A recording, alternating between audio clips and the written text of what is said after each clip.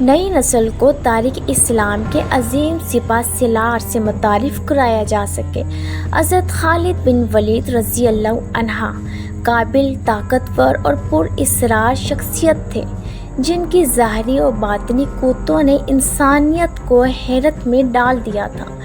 فوجی نقطہ نظر سے دیکھا جائے تو انسانی عقل ماننے کو تیار نہیں ہوتی کہ عرب کے ریگرزاروں سے نکلنے کے بعد مجاہدین اسلام نے 3 سال کے مختصر ترین عرصے کے اندر عراق اور شام یعنی فارسی اور رومی سلطنتوں کو شکست دے کر یہ تمام علاقے سلطنت اسلامیہ میں شامل کر لیے تھے، اور ان میں اہم ترین کردار سیف اللہ حضرت خالد بن ولید رضی اللہ عنہ کا تھا۔ حضرت خالد بن ولید رضی اللہ عنہ نے فرمایا، مجھے سخت افسوس ہے کہ میں ایک بوڑھے اونٹ کی طرح جان دے رہا ہوں۔ مجھے سخت شرمندگی ہے کہ میں میدان جنگ میں شہید نہیں ہو سکا، اور اللہ قیامت تک کبھی کسی بزدل کو سکون اور اطمینان نہ دے۔ یہ افسوس اس مجاہد کا ہے کہ جس کو اللہ کے رسول صلی اللہ علیہ وآلہ وسلم نے سیف اللہ کا لقب دیا۔ ان کے وجود کا کوئی حصہ ایسا نہ تھا کہ جس پر تیر، تلوار، نیزے یا خنجر کے زخموں کے نشانات نہ ہوں۔ انہوں نے 100 سے زائد خمسان کی جنگوں میں حصہ لیا، کبھی کسی جنگ میں شکست نہیں کھائی۔ ان کے نام سے ہی ایرانی اور رومی سلطنتوں پر دہشت طاری ہو جایا کرتی تھی۔ اپنی موت کے وقت میدان جنگ میں شہادت نہ پانے پر انہوں نے یہ کلمات افسوس کی حالت میں کہے۔ اس پر ان کی زوجہ نے ان کو تسلی دی کہ خالد، آپ شرمسار نہ ہوں۔ آپ کو جب اللہ کے رسول صلی اللہ علیہ وآلہ وسلم نے سیف اللہ کا لقب دے دیا ہے تو اس کا مطلب ہی یہ ہے کہ اب یہ سیف اللہ یعنی اللہ کی تلوار میدان جنگ میں کسی کافر کے ہاتھوں نہیں کٹ سکتی۔ آپ کے نصیب میں شہادت نہیں تھی۔ اپنی اہلیہ کی طرف سے اس تسلی کے بعد اللہ کا یہ شعر ذرا پرسکون ہوا۔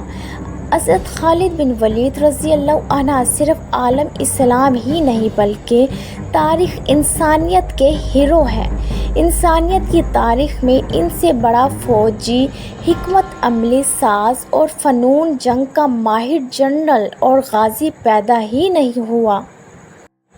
جب حضرت خالد بن ولید رضی اللہ عنہ کے انتقال کی خبر شام سے مدینہ پہنچی تو مدینہ میں گہرام مچ گیا۔ حضرت عمر رضی اللہ عنہ پہلے تو لوگوں کو منع کرنے کی کوشش کرتے رہے، لیکن جب معلوم ہوا کہ ابو سلیمان خالد بن ولید کی کنیت کی وفات کی خبر ہے تو پھر وہ بھی خاموش ہو گئے۔ پھر اہل مدینہ سے کہا، آج جو آنکھ رونا چاہتی ہے رو لے، جو زبان کچھ کہنا چاہتی ہے وہ کہہ دے، کیونکہ وہ جو کچھ بھی کہے گی سچ ہی کہے گی۔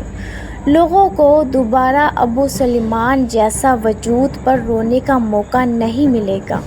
اس سے قبل حضرت ابو بکر صدیق رضی اللہ عنہ بھی حضرت خالد بن ولید رضی اللہ عنہ کے بارے میں فرما چکے تھے کہ مائیں اب دوبارہ خالد جیسا بیٹا پیدا کرنے سے قاصر ہے۔ حضرت خالد رضی اللہ عنہ قریش کے ایک قبیلے سے تعلق رکھتے تھے اور پیدائش جنگجو تھے۔ ان کے قبیلے کا کام ہی جنگ کرنا تھا۔ ان کے والد ولید بن مغیرہ نے ان کو جنگی حکمت عملی، تیر اندازی، گھڑ سواری، نیزہ بازی، تلوار بازی، دشمن کی فوج پر کمین لگانا، چھپ کر وار کرنا، تعقیب کرنا جیسے تمام حربی علوم سکھائے تھے۔ یہ عربوں میں عام رواج تھا۔ ہر عرب جنگجو یہ سارے علوم سیکھتا، لیکن وہ کیا راز تھا کہ قریش کا ایک جنگجو اس قدر بابرکت ثابت ہوا کہ رسول صلی اللہ علیہ وآلہ وسلم نے اس کو سیف اللہ کا لقب عطا فرمایا۔ سپہ سالار حضرت خالد بن ولید کی جنگی حکمت عملی کا مطالعہ کرتے، اس پر عمل کرتے اور اس کے مطابق اپنی عسکری منصوبہ بندی کرتے۔ اس میں کوئی شبہ نہیں کہ حضرت خالد بن ولید رضی اللہ عنہ ایک پیدائشی سپہ سالار تھے، مگر حقیقت یہ ہے کہ ان کی حیرت انگیز تاریخی کارناموں کے پیچھے رسول صلی اللہ علیہ وآلہ وسلم کی دعا اور برکت شامل تھی۔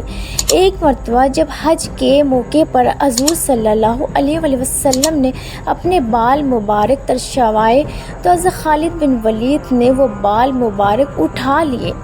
رسول نے ان سے پوچھا، خالد یہ کس لیے؟ سعادت مندی سے جواب دیا، یا رسول اللہ، آپ کے بال مبارک میرے پاس رہیں گے تو انشاءاللہ ان کی برکت سے میں ہر جنگ میں فتح پاؤں گا۔ رسول صلی اللہ علیہ وآلہ وسلم نے فرمایا، ہاں یہ بال تمہارے پاس رہیں گے، میری دعا بھی تمہارے ساتھ رہے گی اور انشاءاللہ تم ہر جنگ میں فتح پاؤ گے۔